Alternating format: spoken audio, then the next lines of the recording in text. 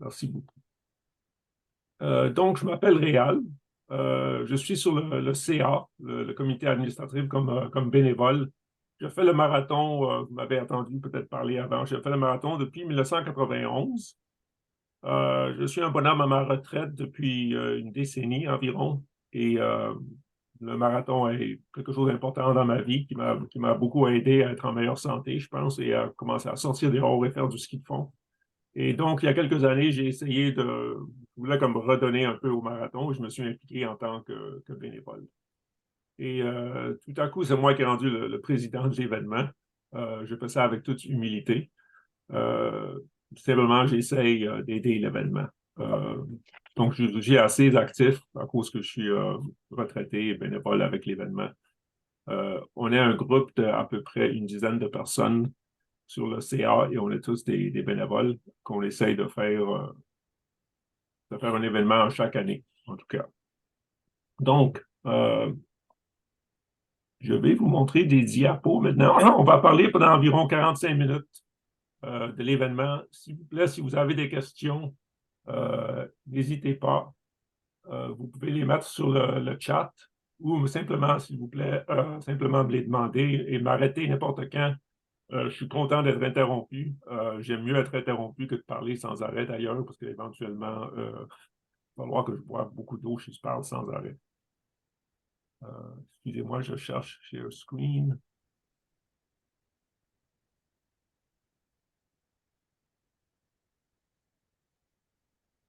J'assume que vous voyez bien ce qui se passe maintenant. Oui, on voit Donc, bien. on voit bien, merci. Donc, on est là pour l'événement de 2024. On a deux séances d'information. Une qui est pour les coureurs des bois, qui est la semaine prochaine, et cette semaine, on fait les randonneurs. Mais si vous avez des questions sur les deux catégories, ne faut pas être gêné, me demander quand même. Et c'est possible qu'on fasse d'autres, dépendant de la demande, qu'on fasse d'autres séances d'information aussi. Et certainement, on va aussi mettre celle-ci, comme je l'ai dit tout à l'heure, sur YouTube. Et d'ailleurs, pendant que je partage mon écran, je vois que j'ai un peu de difficulté, je pense, à lire les questions sur le chat. Donc, s'il vous plaît, il ne faut pas être gêné de m'interrompre.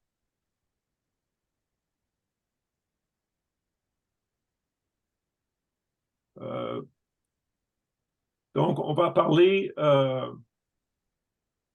du paysage de 2024. Je ne veux pas dire le paysage de ski de fond, mais le paysage de la vie à Montebello et dans notre région en termes de ski de fond et de tenir des événements présentiels. On sait qu'on a eu une pandémie qui a duré une couple d'années, qui nous a vraiment affectés, surtout en 2021 et 2022, où on a eu des événements seulement virtuels. Je vais vite vous montrer des petits détails sur notre équipe pour que vous compreniez avec qui vous faites affaire quand vous essayez de vous inscrire ou vous demandez des questions. Et après ça, je vais commencer à présenter l'offre de 2024, vous expliquer un peu le sentier et comment l'événement va se passer et comment s'inscrire pourquoi.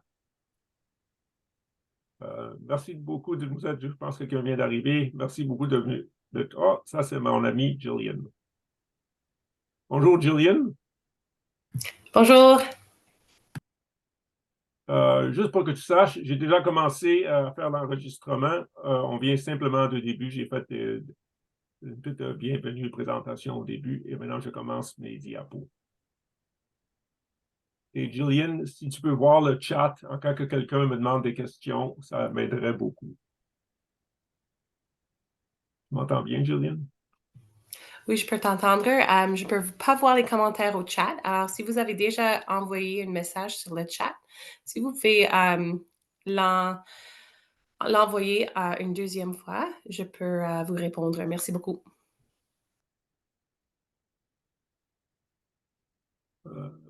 Donc, je continue. Donc, 2024, je veux vraiment, il ne faut pas oublier qu'on a eu une pandémie en 21 et en 22. Ça a un gros impact sur notre événement. Ceux qui ont une longue histoire avec l'événement, surtout en randonneur, vous allez voir qu'on a changé les choses un petit peu. Et on fait ça parce que franchement, c'est nécessaire de changer l'événement un peu. 2023 était la première année où on est revenu en présentiel après la pandémie et ça a été une année très difficile pour l'événement. Je veux pas vous cacher que l'événement, comme beaucoup d'autres événements dans la société, a des difficultés à revenir après la pandémie. Dans les années 90 et dans les années 2000, on avait souvent 1500, 1600 skieurs qui venaient à notre événement. C'était toujours à peu près moitié-moitié en tant que randonneur et coureur des bois. Ça continue encore maintenant que c'est moitié-moitié. Mais l'année passée, il y a eu seulement 1100, donc 1100 skieurs. 1085 pour être précis. Et quand on a passé de skieurs, franchement, c'est un événement qui coûte un peu d'argent. Il faut préparer la piste. Il y a des autobus, il y a un tas de choses qu'on doit comme dépenser de l'argent pour avoir l'événement. Et on a presque... en tout cas, on n'a pas fait faillite l'année passée, mais ça a été très, très difficile. Et cette année, si vous avez lu sur les commentaires que des fois j'envoie au monde, j'envoie des courriels, j'essaie de ne pas en envoyer trop souvent. On cherche à avoir 1300 skieurs cette année. C'est très, très nécessaire. Si on a une année où il y a seulement 1000 skieurs qui viennent skier, ça va être presque impossible de revenir en 2025. Donc, on essaye vraiment, c'est un événement qui dure depuis 1967. Et donc, c'est pour ça que l'événement a dû s'adapter pour comme réduire les prix, réduire les dépenses pour faire l'événement. Donc, l'événement est un peu différent, mais en même temps, je suis quelqu'un qui fait l'événement peut-être pas aussi longtemps que M. Lortie. Moi, je le fais depuis très longtemps. Et je respecte beaucoup tout le monde autour de la table. On respecte comme l'histoire de l'événement et essayer de garder l'esprit vif de l'événement et de ne pas changer trop de choses. Donc, même si ça a changé un peu, question pour les skieurs, il y a des petits détails qui vont changer pour que ce soit plus facile à gérer, mais ça va être la même aventure de ski de fond sur les pistes de ski dans la région de Montebello, comme on fait chaque année.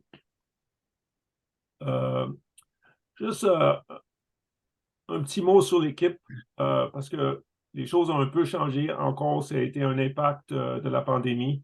On a perdu, ça par rapport à la pandémie, mais on a perdu M. Fred Mellard l'année passée, que ceux qui avaient une histoire avec l'événement, c'était lui qui était comme le directeur général. Sa vie a changé. Il a décidé de faire des choses différentes. Il était 10 ans avec nous. Il a fait beaucoup, beaucoup de bien à l'événement. Mais trouver du monde, après la pandémie, on voit que c'est difficile dans les restaurants. C'est aussi difficile pour nous. Donc, on a été un peu lent à engager du monde. Et quand on a engagé du monde, il y en a qui sont partis pendant l'été. Et on a dû comme recommencer la machine. Donc, on a été un peu lent à l'automne. Mais là, on est full blast, puis on y va en avant et on est prêt pour lancer l'événement au mois de février. Si vous envoyez des courriels à info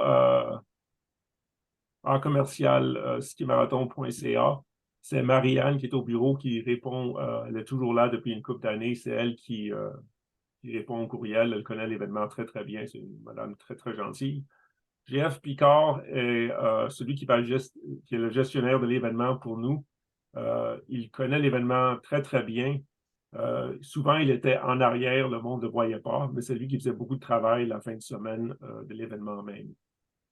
On a une équipe, on a des chefs de bénévoles, on en a environ entre 20 et 25. Eux, ils ont chacun une équipe d'environ 200 bénévoles, même 250 bénévoles qui nous aident la fin de semaine à mettre l'événement en place. Et comme je vous disais tout à l'heure, on a un conseil administratif d'à peu près 9 personnes, je pense. Et cette année, plus que d'autres années, on a joué un rôle très actif pour définir l'événement et mettre l'événement en place. Il y a du monde qui sont là-dessus, qui travaillent, qui ont aussi des jobs à temps plein. Et je dis ça pour que le monde ait un peu de patience. Des fois, on est un peu lent à répondre aux questions. Et c'est pas parce qu'on n'est pas intéressé, c'est parce qu'on est un peu occupé, puis l'équipe est pas assez grosse, franchement. Donc, on essaie d'agrandir l'équipe. Donc, maintenant, on va passer aux détails de 2024. Oh, thank you. Ouais. How did you understand it? They're gonna have to file in English. There will be an English one tomorrow, by the way. You may have signed up for the French one inadvertently. I'm not sure. Can you hear me speak? I can hear you. Okay. There is an English one tomorrow, by the way, if you want to sign up for that. I'll be continuing mostly in French today. Merci. Donc, le défi canadien de ski va être en place aussi. Les inscriptions vont être ouvertes avant Noël. Ça, c'est comme un genre d'événement virtuel où le monde peut skier à la maison sans aller à Montebello et faire partie de la famille du marathon de ski canadien.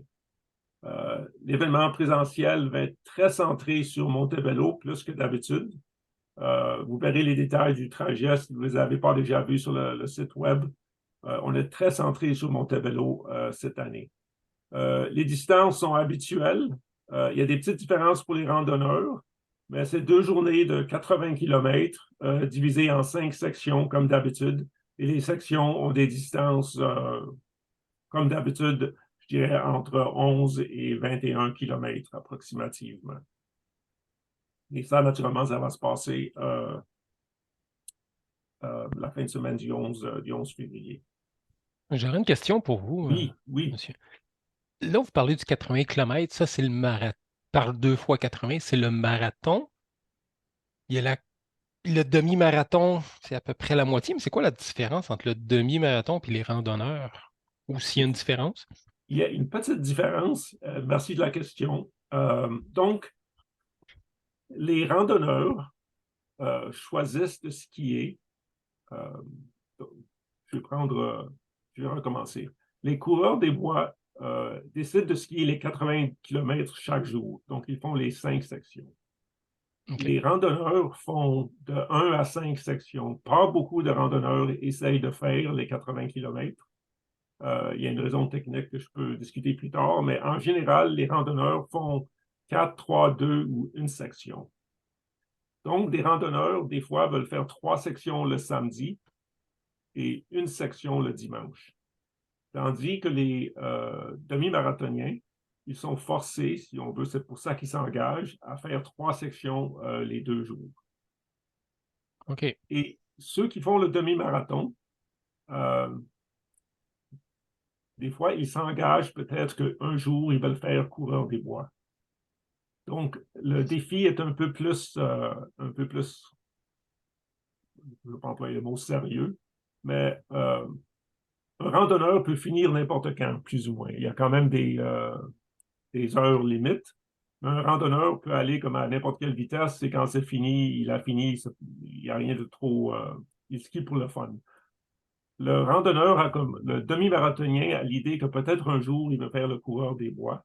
Et il a des temps limites qui sont similaires, question de vitesse de ski, pour aider la personne à comprendre le défi de coureur des bois. OK. Fait que faire le demi-marathon sans être chronométré, c'est de faire les 3 sections en tant que randonneur. Excusez-moi, je n'ai pas compris. Si je veux faire le demi-marathon, mais pas avoir la contrainte de temps. Oui, exactement. Ce serait faire randonneur avec les 3 dernières sections. Oui. OK, merci. Je dois ajouter, par exemple, que les points de contrôle ne sont pas ouverts indéfiniment. Mm-hmm. Il y a quand même un temps limite, là, mais ce n'est pas le même concept. Okay. C'est plus relax. OK, merci. Le défi canadien, ça, je ne vais pas rentrer dans beaucoup de détails, ce n'est pas la catégorie randonneur, mais je veux juste être sûr que tout le monde comprenne qu'on a offert ça l'année passée. Il y a beaucoup de monde qui s'entraîne pendant l'hiver, qui veulent skier en famille. C'est gratuit pour les enfants, je pense, de 14 ans ou moins. Et l'idée, c'est de skier pendant tout l'hiver, n'importe où dans l'Amérique du Nord ou dans le monde. D'ailleurs, le monde s'enregistre, s'inscrit pour ça, des fois des États-Unis ou en Europe même, on a du monde qui s'inscrit pour cela. Et pendant l'hiver, ils skient des sections de 15 km. C'est un peu comme copier l'idée du marathon canadien de ski. pour comme vivre un peu la même expérience et comme motiver le monde à aller skier. C'est beaucoup moins cher. Ils skient à la maison, on leur donne un buff, on a des badges et des récompenses, un système. C'est tout expliqué sur notre site Internet. C'est juste une idée pour motiver le monde à aller skier pendant l'hiver. Donc, voici maintenant l'événement présentiel de 2024. Comme j'ai dit avant, c'est 2 journées de 80 km pour un total de 160. Pour les randonneurs, on a modifié les choses. Ce qu'on voulait vraiment faire, on voulait faire 2 choses. On voulait comme simplifier l'événement et enlever le très gros nombre de navettes qu'on a qui se promènent un peu partout. Normalement, un randonneur peut choisir sans limite les sections qu'ils veulent skier. Donc, on a des navettes qui partaient toutes les heures de toutes les sections, qui se promenaient de point de contrôle à point de contrôle. Et donc, il y avait beaucoup de flexibilité pour le skieur, ce que les skieurs, naturellement, adoraient, parce qu'ils pouvaient partir comme presque à n'importe quelle heure et aller à n'importe quelle section avec ce système de navette. Par contre, un skieur qui skiait 2 sections et un qui skiait 4 sections payait le même prix en tant que randonneur. Donc, on a voulu comme réduire les prix et réduire le nombre de navettes. Donc, on a comme mis un système en place où les skieurs doivent maintenant choisir pendant qu'ils s'inscrivent combien de sections ils vont skier et ils n'ont pas le choix de skier comme n'importe quelle section comme avant. Et s'ils skient moins de sections, ils payent moins. Et quand on s'inscrit et qu'on va sur la page des inscriptions, c'est comme, j'espère que c'est un peu évident quand on s'inscrit. On voit qu'on s'inscrit soit pour 5, 4, 3, 2, 1 section le samedi et la même chose pour le dimanche. Donc, j'ai 3 diapos sur le sentier. Donc, ça, c'est le sentier du samedi et dimanche sur le même diapo. Et après ça, j'ai samedi et dimanche que je vais vous montrer. Les détails sont sur le site Internet.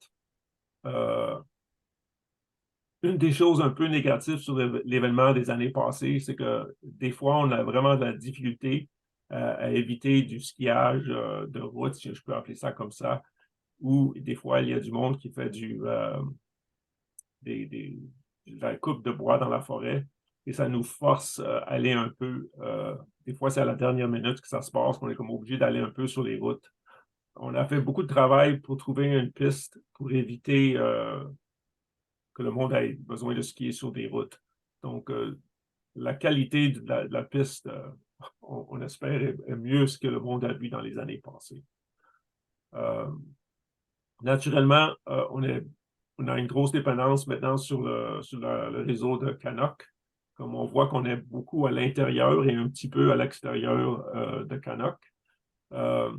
Normalement, quand on a un trajet qui allait dans le temps, c'était de la chute à Gatineau. Un trajet linéaire qui était très, très en ligne droite à travers la région au complet. On avait approximativement, c'est presque incroyable, on avait à peu près 250 propriétaires qu'on devait faire avec pour comme gérer la piste qu'on préparait pour seulement une fin de semaine. Et ça a été toujours un très gros défi, je peux dire ça comme ça. Maintenant, on a seulement, je dirais, environ une trentaine de propriétaires à négocier avec pour avoir ce trajet. Je pense que les sections ont une bonne longueur. C'est déjà arrivé dans le marathon qu'on a des sections de 25 km, c'est pas souvent, mais 25, ça commence à être un peu long. Les sections sont tous entre 12 et 21 km approximativement. Une des choses qu'on espère que ça va comme aider les skieurs, c'est que le samedi et dimanche, tout le monde finit à Montebello. Donc, le centre de l'univers pour le marathon de ski, ça va être Montebello. Et question de gérer les véhicules et le monde des fois arrange pour avoir des lifts ou prendre des autobus. Le monde ne va pas finir à toutes sortes de différentes places à travers la région. Ça va toujours finir à Montebello. Mais pour les randonneurs, c'est une des choses importantes. Il y a définitivement une horaire d'autobus qui devront embarquer dessus pour aller à leur départ. Demandez-moi pas l'heure tout de suite parce qu'on l'heure, on ne la connaît pas exactement. Mais on est en train de préparer avec la compagnie d'autobus un horaire, un schedule pour savoir à quelle heure chaque catégorie de randonneurs devra partir. Donc, si on est quelqu'un qui skie 4 sections, on partira plus de bonne heure que quelqu'un qui skie seulement une section.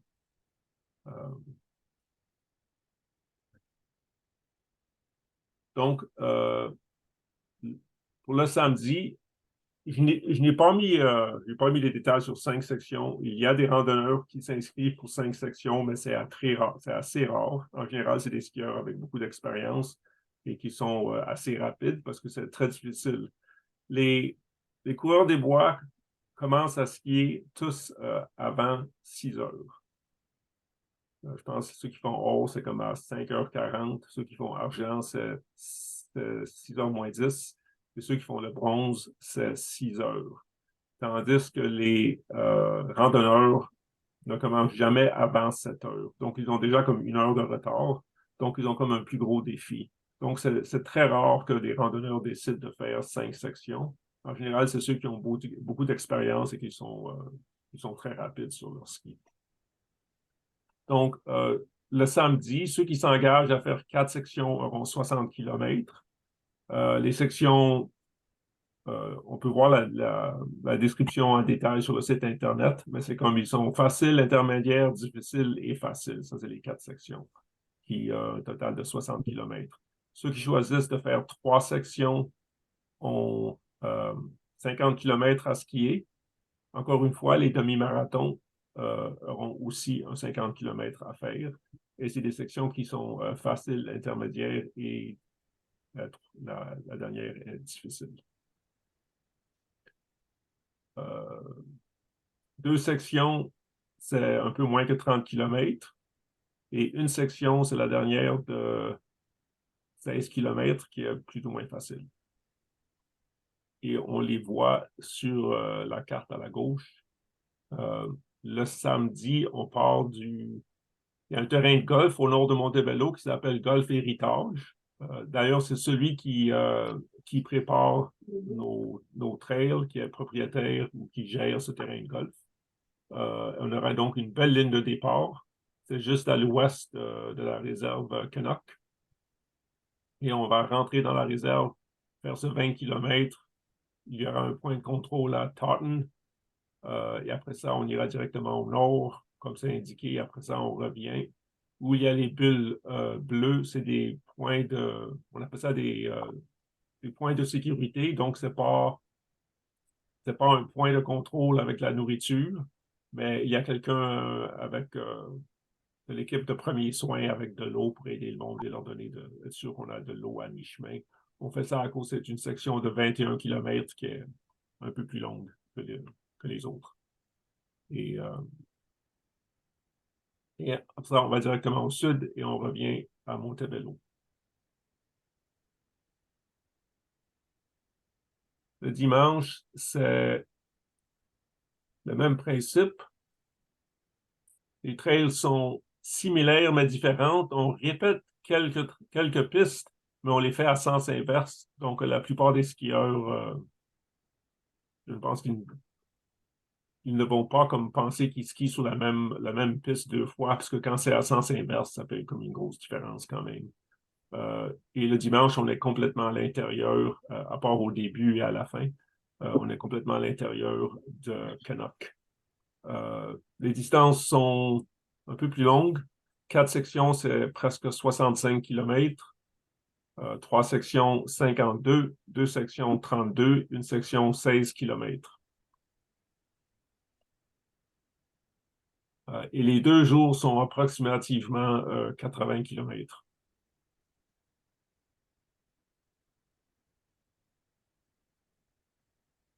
Ça va bien sur ça, j'assume jusqu'à maintenant. C'est beau. Les bus en 24. Donc, il y aura des autobus qui vont partir des dortoirs le samedi et le dimanche. Les dortoirs seront à Papineauville, École Saint-Michel, Montebello et le château. Montebello, il y a du monde qui reste au château. Et ils se rendent à chaque point de départ, le samedi et le dimanche. Je n'ai pas encore les détails de l'horaire, mais je vais comme vous montrer un peu, c'est comme un échantillon, c'est juste vous montrer comme le principe. Le moins de sections on skie, le plus tard on part. Donc, ceux qui font une section pourront peut-être partir en midi et 1 heure, j'imagine.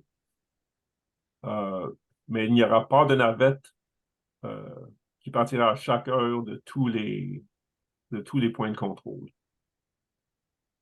Par contre, pour sécurité, on sait que des fois, le marathon, il fait moins 35 degrés. Donc, des fois, il fait très froid. Pour urgence, à chaque point de contrôle, on aura un autobus prêt à garder le monde chaud. Donc, il n'y aura pas de panique s'il fait moins 35 degrés. Et on aura aussi des véhicules pour si quelqu'un s'engage à faire 3 sections,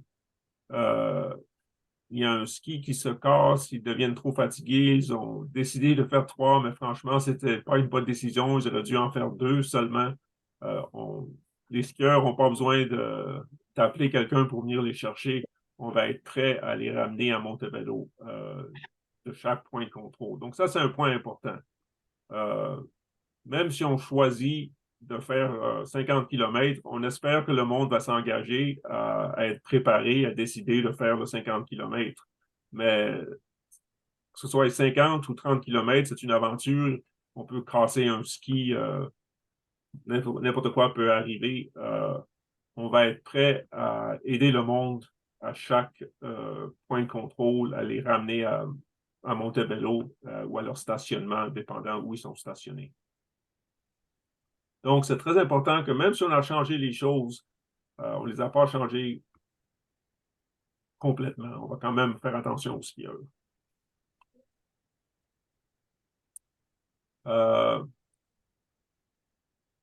Presque fini. Donc, le guide de skieur. Si vous n'avez jamais vu un guide de skieur parce que vous êtes nouveau à l'événement, c'est quelque chose qu'on met sur notre site. J'admets que des fois, on est un peu tard. La première révision du guide est prête. Maintenant, on est en train de l'examiner. Les sections du guide vont être les 9, c'est pas des paragraphes, mais les 9 sections que j'ai identifiées ici. Ça commence à rendre à chaque dortoir où est-ce que vous allez récupérer votre dossard et votre tuque et votre petite patch. On a comme une kit pour les skieurs qui inclut le dossard, une tuque et une patch. On aura de l'information sur chaque dortoir. Si vous n'êtes pas inscrit, il y a des fois du monde qui attendent le guide de skieur pour mieux comprendre quel dortoir ils veulent choisir. Mais en général, en communiquant avec nous, souvent on aide le monde à choisir le dortoir ou à aider à gérer la fin de semaine si la fin de semaine a l'air un peu compliquée, si vous n'avez pas l'habitude de faire votre événement. On aura une description des points de contrôle, des détails sur comment être sécuritaire sur le sentier. Et on aura aussi l'information détaillée. On a de l'information maintenant sur notre site Internet. Et je dois vous dire que souvent, des choses peuvent arriver quand on prépare un réseau de sentiers aussi long que ça, que des fois, on doit faire des changements à la dernière minute. Donc, on aura toujours les détails les plus précis sur nos guides de skieurs. Et après ça, on aura comment vous rendre à la maison. Il y a aussi des systèmes d'autobus. Dépendant, si vous êtes quelqu'un de Toronto ou de Montréal ou de Gatineau, on a aussi un système d'autobus qui vous aide à vous rendre à l'événement et comment vous rentrez après ça à l'événement Si vous n'avez pas d'auto, vous employez comme un autre système d'autobus. Et on aura des détails sur après l'événement, comment vous faites pour aller chercher votre prix que vous avez gagné, dépendant des sections que vous avez skiées. Et aussi, on a un petit banquet avec la nourriture qu'on peut acheter. Je veux préciser que quand on choisit de rester à un de nos dortoirs et qu'on paye le montant d'inscription, ça inclut la nourriture pour le samedi matin, le samedi soir et le dimanche matin. Donc, le prix du dortoir inclut de la nourriture pour ces 3 repas. Il n'inclut pas un repas pour le dimanche soir. Donc, des fois, le monde rentre directement à la maison ou des fois, ils choisissent de passer un peu de temps à l'école avec leurs amis et il y a de la bouffe. On doit acheter un billet en avance avec le système d'inscription qu'on a. Réal, nous avons une question de Nathalie. Mm-hmm. Oui, en fait, je voulais savoir, est-ce que c'est possible, dans le fond, de décider de ne pas dormir dans les dortoirs, puis si à ce moment-là, on veut pouvoir profiter là, du transport jusqu'au point de départ, on se présente juste à l'école à l'heure prévue ou... Très bonne question et vous avez deviné la réponse, exactement ça. Donc, le plus gros dortoir est à Papineauville. C'est une grosse école qui est à Papineauville.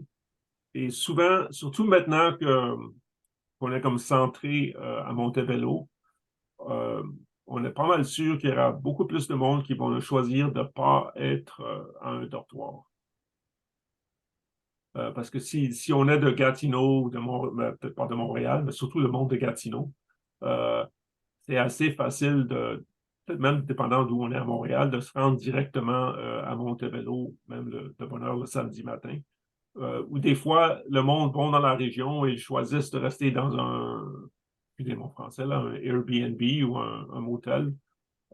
Tout ce qu'on fait le samedi matin, on va à Papineauville et on embarque dans un autobus, c'est inclus avec le frais d'inscription et on vous amène à la ligne de départ. Typiquement, on n'a jamais un stationnement disponible à la ligne de départ parce qu'il y a simplement on a des autobus à gérer à la ligne de départ et en général, on n'a pas assez de place pour pouvoir offrir un stationnement. Alors, le monde stationne, même ceux qui ne sont pas au dortoir, ils stationnent à un des dortoirs, typiquement Papineauville. Et cette information où on peut stationner est donnée sur le guide de skieur. Et comme vous avez dit, si c'est Papineauville, par exemple, ou si on est stationné à une autre classe, il y aura un autobus qui va vous amener à la ligne de départ. J'espère que j'ai bien répondu ou... Oui, très bien. Donc, quand on s'inscrit, on a le choix de dire si on veut avoir le dortoir ou pas, en fait. C'est Oui, ça? oui. Il y a une option qui permet de choisir ça? Oui. Ce qu'on fait, c'est qu'on choisit on choisit pas le dortoir. Quand on choisit le dortoir, on dit oui, ça coûte, je ne me rappelle pas du prix, c'est peut-être 80 $, j'ai aucune idée, je ne me rappelle pas, franchement. Mais en général, on n'a simplement pas à choisir le dortoir. OK. Ben, parfait. Merci beaucoup. Et si on change d'idée plus tard, on envoie un courriel à info à commercial skimarathon.ca et puis on peut faire des changements après si on change d'idée. Et d'ailleurs, je pense que c'est ce courriel qui est ici, c'est Marianne qui répond aux questions puis qui aide le monde à gérer leurs inscriptions.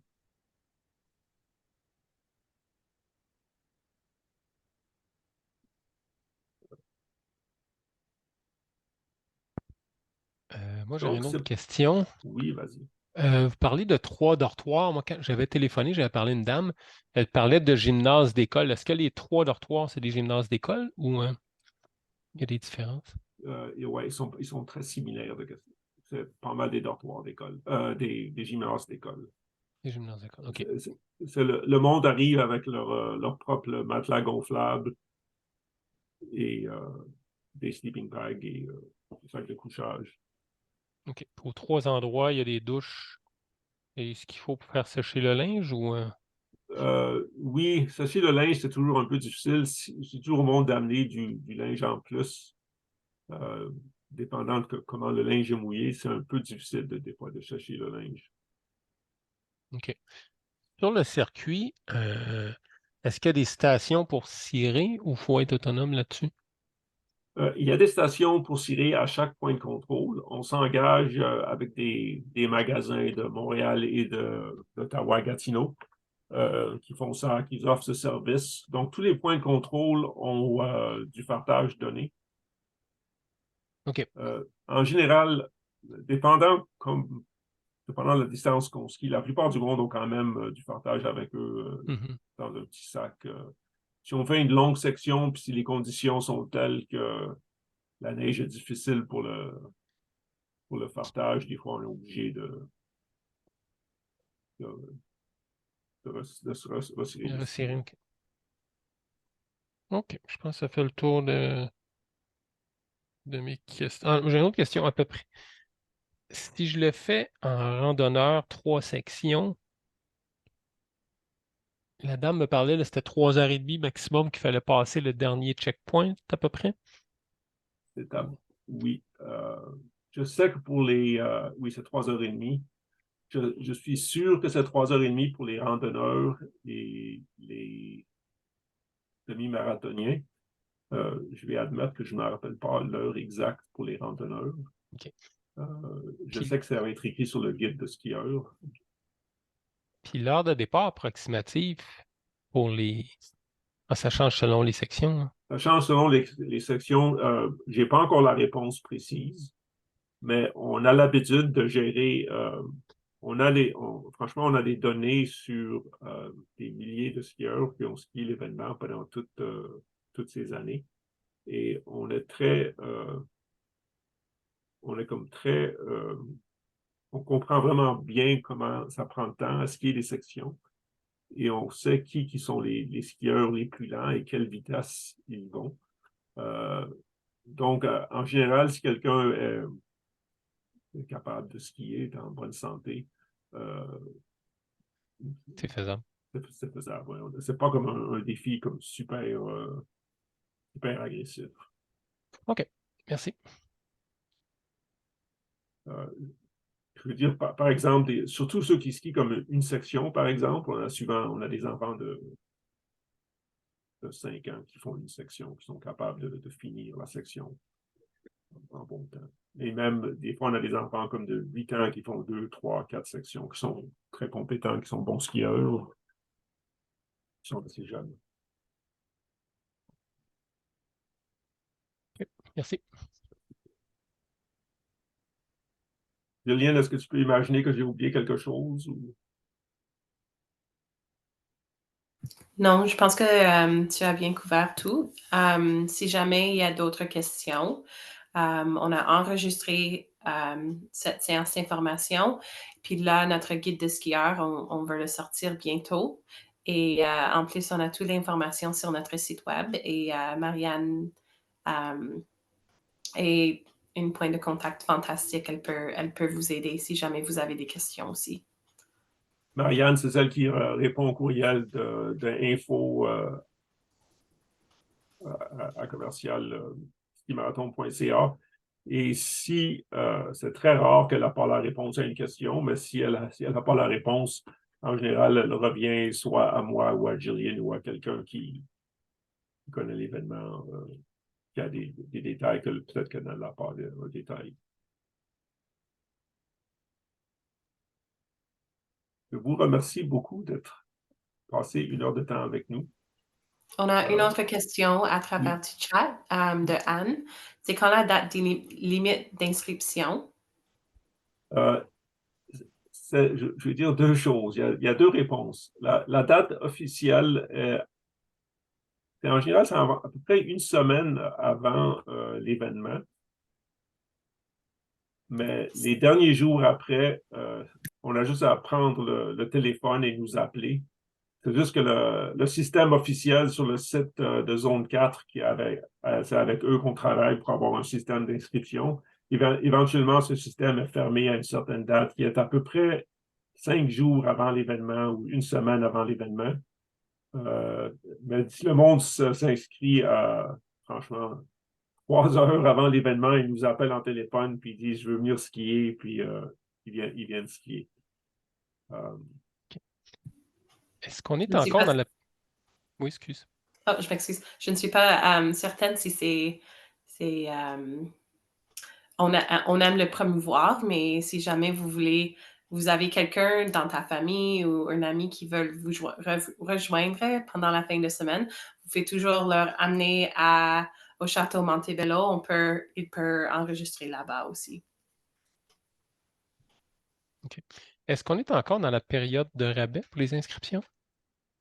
Oui, Inverse. oui. Le rabais, maintenant, je pense, est à 5 %. OK, excellent. Merci.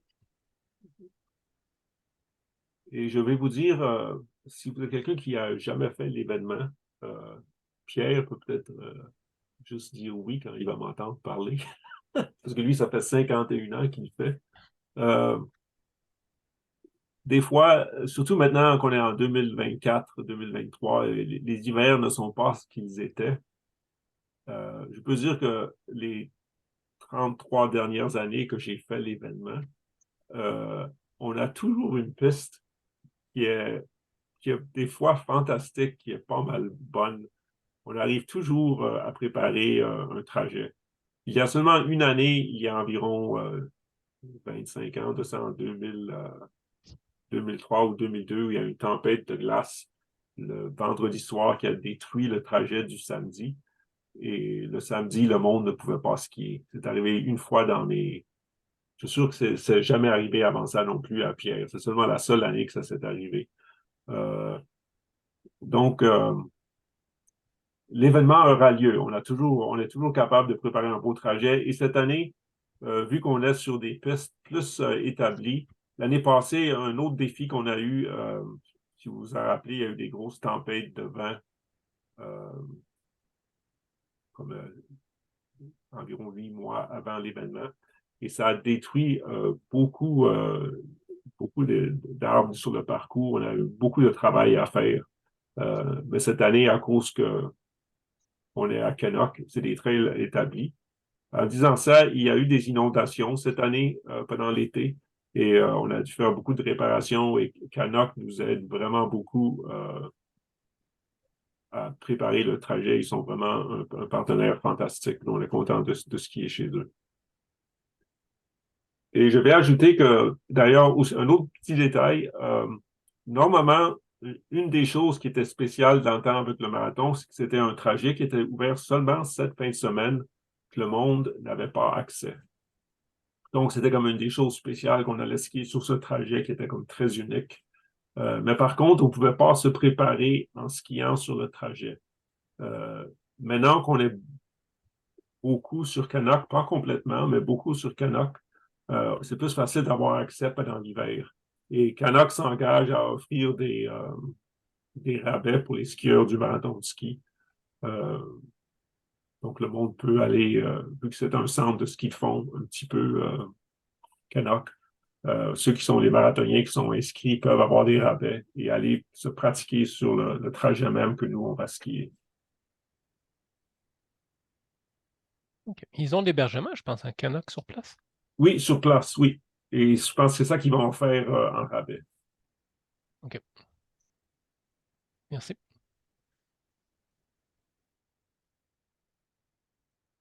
Je pense que c'est cela, Julian. Je peux arrêter. Merci beaucoup. Je vais arrêter l'enregistrement.